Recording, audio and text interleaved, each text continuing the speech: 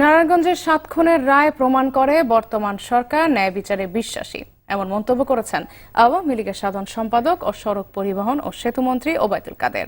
রাজধানীর শিল্পকলা একাডেমিতে আওয়ামী লীগের প্রচার ও প্রকাশনা পরিষদ আয়োজিত 2014 সালের 5 জানুয়ারির পর বিএনপি জামাতের সহিংসতা নিয়ে চিত্র প্রদর্শনীর আলোচনা অনুষ্ঠানে এ কথা বলেন তিনি।